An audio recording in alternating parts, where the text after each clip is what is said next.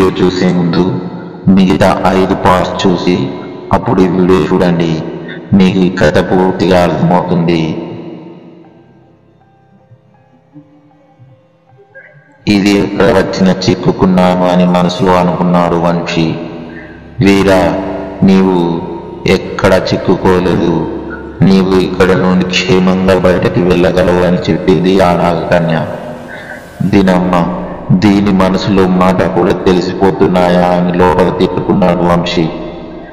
పౌర్ణమి వంశీ మనసులో కూడా ఏది అనుకోకు, తను మన మనసును కూడా చదువుతుంది, తన దగ్గర అంత శక్తి ఉంది అని చెప్పింది పౌర్ణమి. అయితే ఏం చేయమంటావు పౌర్ణమి, దాన్ని పెళ్లి చేసుకోవాలా అని అన్నాడు గట్టిగా కోపంతో వంశీ. తన కోపాన్ని చూసి నాగకన్య, ఓ వీరా, క్రోధంతో ఏ పని జరగదు, నిదానమే ప్రధానము, ఇది నీకు బాగా తెలుసు అనుకుంటా. సరే వీరా, ఇప్పుడు నేను చెప్పేది శ్రద్ధగా విను. నీవు మీ తండ్రి గారిని రక్షించడానికి ఇక్కడికి వచ్చావు. నిన్ను చూసిన క్షణమే నీ మనసు మొత్తము చదివేశాను. మీ తండ్రి గారు ఆ యక్షిని దగ్గర ఉన్నారు, అవునా అని అడిగింది. వంశీ కోపంతో, అవును, నీకెందుకు, నువ్వేమైనా చేయగలవా? చేయలేవు, చేసినా కూడా దానికి బదులు నన్ను వివాహం చేసుకోమని అంటావు. నేను మా నాన్నని ఎలాగూ తీసుకువెళ్ళాలో అలా తీసుకువెళ్తాను, నీ సహాయం నాకు అక్కర్లేదు అని గట్టిగా చెప్పాడు వంశీ.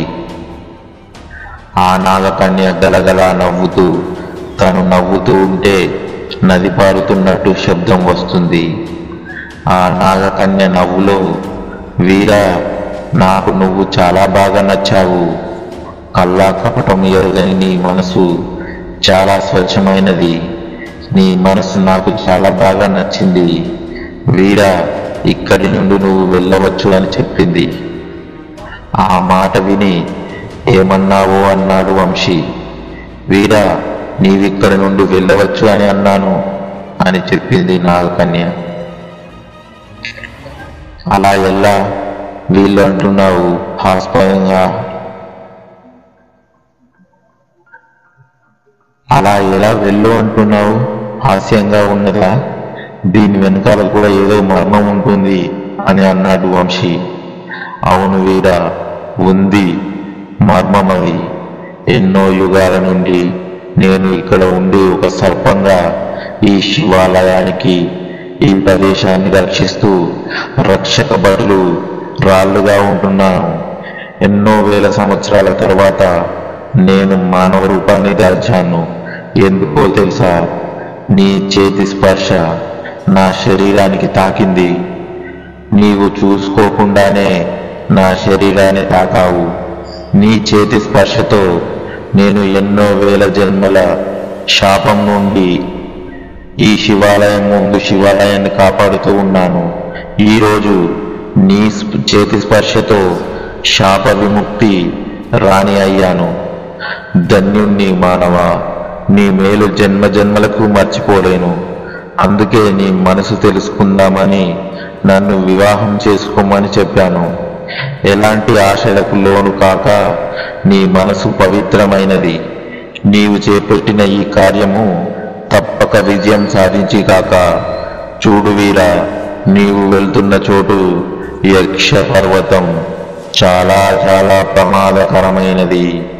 నేను ఈ మహాశివుణ్ణి ప్రార్థిస్తూ ఉంటాను, నీకోసం తప్పక నీకు విజయం కలుగుగాక. ఇదిగో వీరా,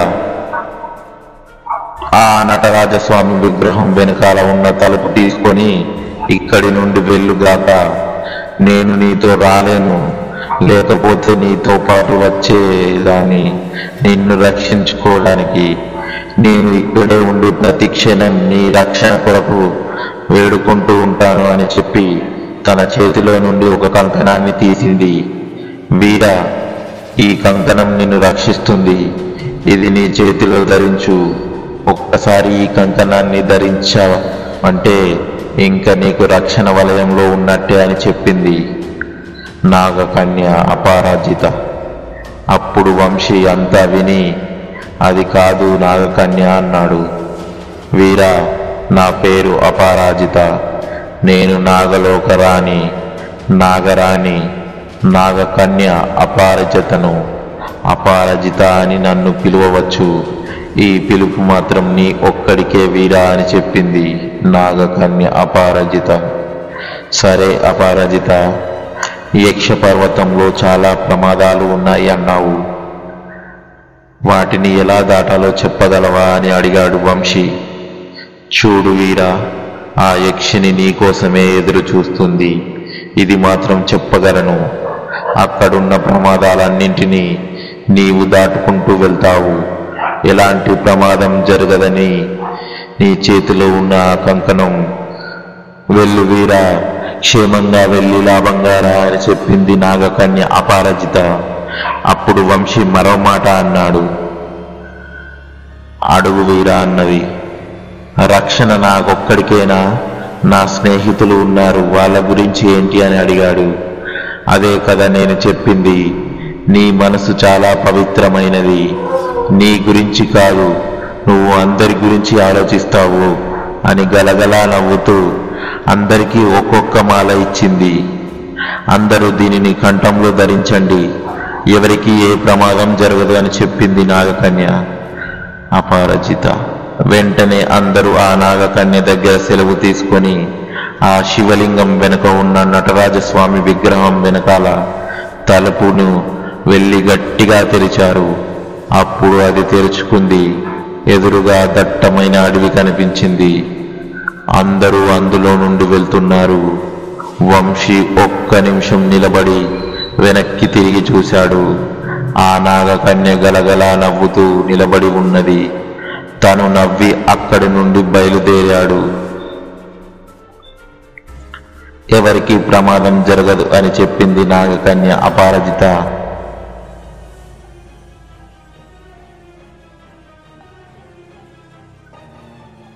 వంశీ నవ్వుతూ అక్కడి నుండి బయలుదేరాడు. మళ్ళీ అడవిలో ప్రయాణం మొదలైంది. ఈసారి అడవి ఇంకా భయంకరంగా కనిపిస్తుంది. ఎంత దట్టమైన అడవి అంటే ఆకాశం మాత్రం కనిపించడం లేదు. అలా ఆకాశాన్ని అల్లుకొని ఉన్నాయి అక్కడి వృక్షాలు.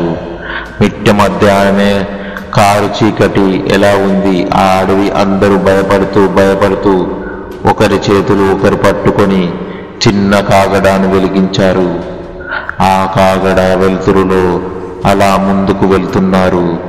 అలా ఎంతసేపు నడిచారో తెలియదు కానీ అందరికీ ఆకలి మొదలైంది. అరే వంశీ, ఆకలైతుందిరా అన్నాడు అంజీ. అవునురా, నాకు కూడా ఆకలవుతుంది అన్నాడు వంశీ. ఇక్కడెక్కడైనా కూర్చొని ఏదైనా తిందామన్నాడు వంశీ. పౌర్ణమి చెప్పాడు. పౌర్ణమి ఒకటే మాట చెప్పింది, ఎంత త్వరగా అయితే అంత త్వరగా ఈ కారడవి నుండి బయటపడాలి, అప్పుడు మనము తిందామని చెప్పింది పౌర్ణమి. కారడవినా అన్నాడు వంశీ. అవును, దీనిని కారడవి అంటారు. ఇక్కడ మనుషుల్ని తినే వృక్షాలు ఉన్నాయి. అందుకే చెప్తున్నాను, ఇక్కడ ఎక్కడ మనం కూర్చొని స్వేద తీర్చలేము. ముందు ఈ అడవి నుండి బయటపడ్డాము, ఆ తర్వాతే మన ఆకలి గురించి ఆలోచన చేద్దామని చెప్పింది పౌర్ణమి. అందరూ భయపడి సరే ఇప్పుడు ఏం తినకూడదు అన్నారు. అలా అందరూ వెళ్తున్నారు.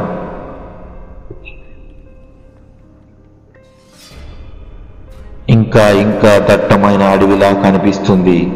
పౌర్ణమి, ఏంటి వృక్షాలు ఇంకా దట్టంగా కనిపిస్తున్నాయి అన్నాడు వంశీ. అప్పుడు వెంటనే పౌర్ణమి అందరి చేతికి ఒక్కొక్క కాగడను అందించింది. తన బ్యాగ్లో నుండి అన్ని కాగడలను వెలిగించింది. అప్పుడు ప్రశాంతమైన వెలుగు కనిపించింది. ఈ వెలుగును ఇలాగే వెలుగనివ్వండి. ఈ వెలుగు ఆరిందా ఈ వృక్షాలు మమ్మల్ని తినేస్తాయి అని చెప్పింది పౌర్ణమి. అంజీ, పౌర్ణమి, వేరే దారి లేదా మనకు? ప్రతిసారి ఏదో ఒక ప్రమాదంలో చిక్కుకోవడమేనా?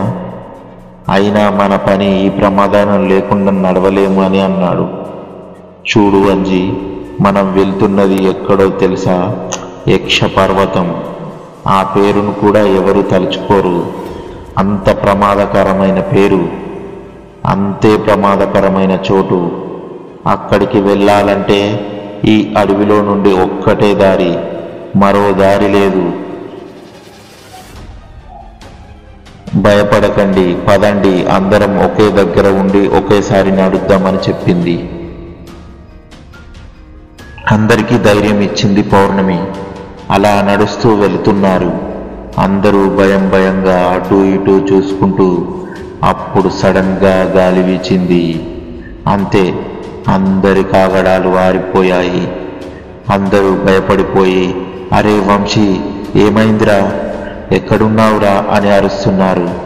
అప్పుడు వెంటనే వంశీ తన స్వామీజీ చెప్పిన మంత్రాన్ని జపించడం మొదలుపెట్టాడు. ఎంత గట్టిగా ఆ మంత్రాన్ని జపిస్తూ ఉన్నాడంటే ఆ మంత్రానికి, ఆ శబ్దానికి ఆ కాగడాలు తామంతట తామే వెలిగిపోయాయి. ఆ వెలుగులు చూసేసరికి అన్ని వృక్షాలు వచ్చి అందరినీ గట్టిగా పట్టుకున్నాయి. ఆ కాగడాలు వెలంగానే ఆ వృక్షాలన్నీ దూరంగా వెళ్ళిపోయాయి. అప్పుడు ఆకాశం ఎంతో బాగా కనిపిస్తుంది. ఆకాశంలో దూరం నుండి సూర్యుడు తొంగి చూస్తున్నట్టు ఉన్నది. అందరూ గట్టిగా శ్వాస పీల్చుకొని, రక్షించాడు ఆ దేవుడు అని అన్నారు. అప్పుడు పౌర్ణమి పదండి అని అందరినీ తనతో పాటు తీసుకొని ఆ అడవి దాటడానికి ప్రయత్నిస్తూ ఉంది.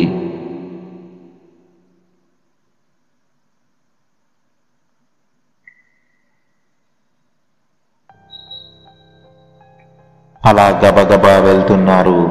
అందరూ పెద్ద పెద్ద అడుగులు వేసుకుంటూ. అలా వెళ్తున్న వాళ్లకు దూరం నుండి మంచి మంచి వంటల వాసన వస్తుంది. ముందే అందరూ ఆకలితో ఉన్నారు. ఆ వంటల సువాసనతో వీళ్ళ ఆకలి ఇంకా ఎక్కువైంది. అరే వంశీ, ఇక్కడ ఎవరో మంచి వంట చేస్తున్నారా, మంచి వాసన వస్తుందిరా, చూడు చూడు, చికెన్ కర్రీ వాసనరా అని అన్నాడు. సీను, అరే వంశీ, ఏం వాసన వస్తుందిరా అబ్బా, కోడి పలావ్ సువాసనరా, చూడ్రా, వెళ్దాంరా, బాగా ఆకలవుతుందిరా అన్నాడు సీను. అప్పుడు మున్నా ఇలా అన్నాడు, అరే వంశీ, ఈ అడవిలో మనుషులు మనం తప్ప ఇంకెవ్వరు కనిపించడం లేదు, అలాంటిది ఇన్ని రకాల వంటల సువాసన లేందిరా, ఇక్కడ వెంటనే ఈ అడవి వెళ్ళిపోవాలరా, చాలా భయమేస్తుందిరా అన్నాడు మున్నా. వింటున్నాను వింటున్నాను అన్నది పౌర్ణమి. ఏంటి, ఏం చేద్దామన్నాడు వంశీ. మీరందరూ నాతో పాటు రండి, మీ అందరికీ నేను ఒక చోటకి తీసుకువెళ్తాను అని చెప్పింది పౌర్ణమి. ముందు ఆ వస్తున్న సువాసనలకు మీరు బానిసలు కాకండి. ఒక్కసారి మీరు ఆ సువాసనకు బానిస అయిపోతే మిమ్మల్ని ఎవ్వరూ కాపాడలేరు. ఇప్పుడు మీకు ఆకలి అవుతుంది అని తెలిసే మీకు ఇవన్నీ సువాసనను చూపిస్తున్నారు. ఇదంతా మాయ. ఇక్కడ ఏ వంటలు వండడం లేదు. ఇక్కడ ఎవరు మనుషులు లేరు. మనం తప్ప మీరు మాత్రం అవేవి పట్టనట్టు నడవండి. మన ప్రాణాలు రక్షించుకోవాలంటే ఇదొక్కటే మార్గం అని చెప్పింది పౌర్ణమి. అందరూ పౌర్ణమి మాటలు విని భయపడుతూ పౌర్ణమి వెనకాల వెళ్తున్నారు. అరే మనుషుల్లారా, ఇంత మంచి మంచి వంటలు చేస్తూ ఉంటే మీకోసం అలా వెళ్ళిపోతూ ఉన్నారేందిరా, రండి, మీకోసమే వంట రెడీ చేశాను, ఇంకా మంచి మంచి వంటలు చేసి పెడతాను అని వెనుక నుండి మాటలు వినిపిస్తున్నాయి. పౌర్ణమి ఎవరు వెనక్కి తిరిగి చూడకండి. ఒక్కసారి వెనక్కి తిరిగి చూశారో అంతే, మిమ్మల్ని ఎవరూ రక్షించలేరు అని గట్టిగా చెప్పింది పౌర్ణమి. భయపడుతూ పౌర్ణమి వెనకాలే వెళ్తున్నారు. ఆ అరుపులు మాత్రం ఆగడం లేదు. కేక్స్, బిస్కెట్స్, మటన్ ముక్కలు, చికెన్ ముక్కలు, వీళ్ళ మీద దాడి జరుగుతుంది. అరే వంశీ, కోడిగుడ్లతో టమాటాలతో కొట్టడం విన్నాను, చూశాను. ఏందిరా ఇది, చికెన్ ముక్కలతో, మటన్ ముక్కలతో, కేకులతో, బిస్కెట్లతో కొడుతున్నారు అని అడుగుతూ వెళ్తున్నాడు అంజీ. అరే అంజీ, మేము వచ్చింది ఓ వింత లోకంలో. ఇక్కడ అన్ని వింతలు జరుగుతాయి. ఇది కూడా ఒక వింత కదా. ఏది జరిగినా మనం మాత్రం నామమాత్రం అని తెలుసుకొని వాళ్ళం అది మర్చిపోవద్దు అని చెప్పి వంశీ పదండి ముందుకు వెనక్కి తిరిగి చూడకండి అని అందరూ ముందుకు నడుస్తున్నారు. వెనక్కి తిరిగి చూడకుండా అలా నడుస్తూ నడుస్తూ అందరి కాళ్ళు లాగేస్తున్నాయి. ఇంకా మా వల్ల కాదురా, మేము నడవలేమని గట్టిగా చెప్పారు అందరూ.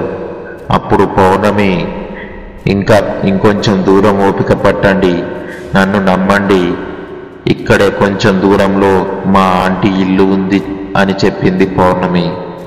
ఆ మాట వినగానే అందరూ ఒకరినొకరు చూసుకుంటూ భయంతో వణుకుతూ, మామా ఈ ఆంటీ ఎవర్రా, ఇప్పుడు మనకు అవసరమా, ముందే ఎక్కడ చూసినా ఇక్కడ భయం భయంగా, ఇప్పుడే ఈ కొత్తగా ఆంటీ అంట అని ముందుకు నడుస్తున్నారు.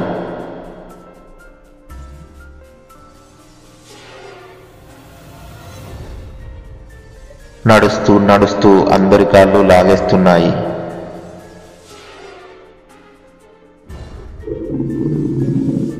అరే వంశీ, ఈ అడవిలో మనిషి అనేవాడే లేడు మనం తప్ప. ఈ ఆంటీ ఎవర్రా అసలు, ఈ పౌర్ణమి ఎవరు, ఒక్కొక్కసారి పౌర్ణమిని చూస్తుంటేనే భయంగా ఉందిరా అన్నాడు అంజీ.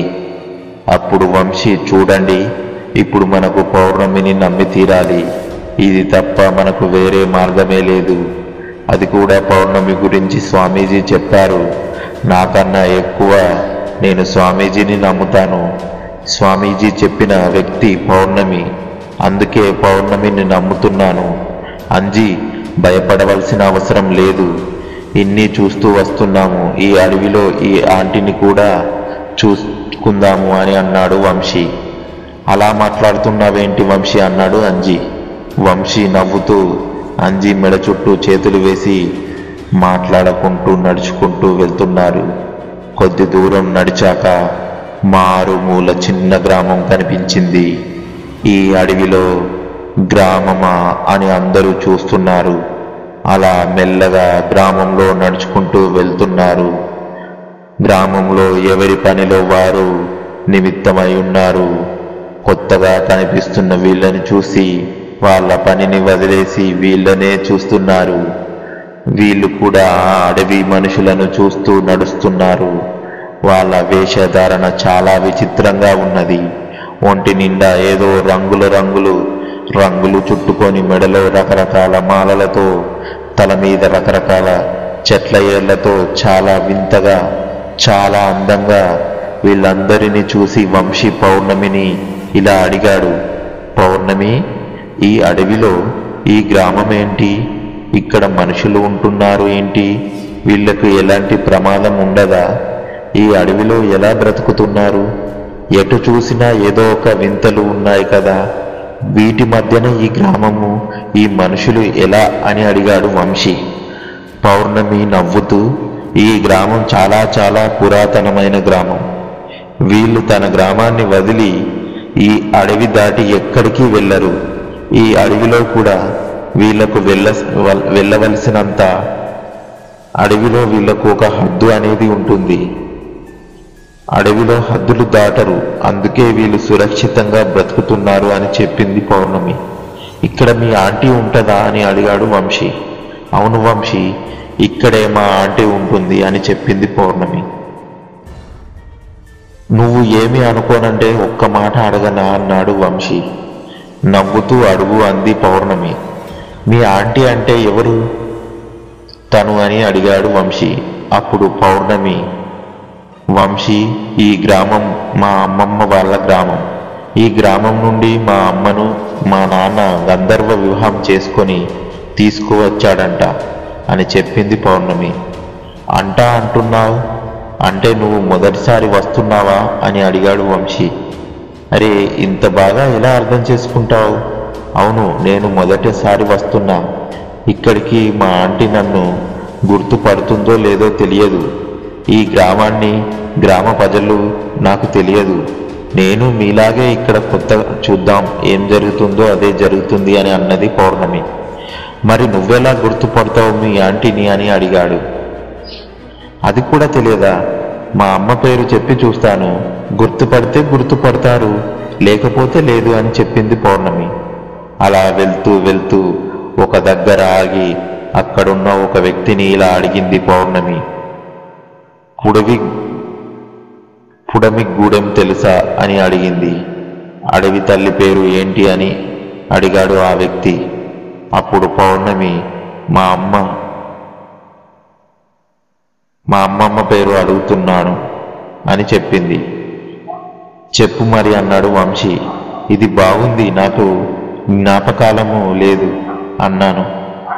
మరి ఎలా అని అడిగాడు వంశీ. జ్ఞాపకం చేసుకుంటున్నాను అన్నది పౌర్ణమి. ఆ జ్ఞాపకం వచ్చింది, మా అమ్మమ్మ పేరు మండోదరి అని చెప్పింది పౌర్ణమి. అప్పుడు ఆ వ్యక్తి మండోదరి గూడెం, అది గదిగో అక్కడ ఉన్నది చూడండి అని చూపెడుతూ అందరూ సంతోషంగా మండోదరి గూడెం వైపు నడుచుకుంటూ వెళ్తున్నారు. గూడెం ముందు వెళ్ళి లోపల ఎవరైనా ఉన్నారా అని పిలిచింది పౌర్ణమి. ఆ లోపల నుంచి ఒక వృద్ధుడు వచ్చి ఎవరు కావాలి అని అడిగాడు. అప్పుడు పౌర్ణమి ఇది మండోదరి గూడమేనా అని అడిగింది. అవును అన్నాడు ఆ వృద్ధుడు. అప్పుడు పౌర్ణమి ఇలా చెప్పింది. పుడమి తెలుసా అని అడిగింది. అప్పుడు ఆ వృద్ధుడు తను నా మనవరాలు, తెలుసు, తనకు వివాహం అయ్యి అత్తగారింటికి వెళ్ళిపోయింది. ఇన్నేళ్ల తన తర్వాత తనని అడుగుతున్నావు, నువ్వు ఎవరు అని అడిగాడు ఆ వృద్ధుడు. అప్పుడు పౌర్ణమి నేనే పుడమి కూతుర్ని అని చెప్పింది. ఆ మాట వినగానే ఆ వృద్ధుడు ఎంతో సంతోషంతో పౌర్ణమి నా తల్లి ఎన్నాళ్లకు నిన్ను చూస్తామని అనుకోలేదురా, బెతరికిరా అని లోపలికి పిలిచాడు. పౌర్ణమి లోపలికి వెళ్ళింది. నలుగురు బయట నిలబడి ఉన్నారు. అప్పుడు ఆ వృద్ధుడు మండోదరి, ఒసే మండోదరి, ఎవరొచ్చారే చూడు అన్నాడు. మండోదరి వచ్చింది. ఏంటి మామయ్య పిలిచారు ఏంటి అని అడిగింది. అప్పుడు పౌర్ణమిని చూపించి తను ఎవరో గుర్తుపట్టు అన్నాడు. పౌర్ణమిని చూడంగానే ఎంతో సంతోషంతో ఇది నా పేగు బంధం, నా పుడమి పేగు అని చెప్పింది. చెప్పి పౌర్ణమిని వాటేసుకొని ముద్దుల వర్షం కురిపించింది ఎంతో సంతోషంతో. ఎలా వచ్చావు ఒక్కతే అని అడిగింది.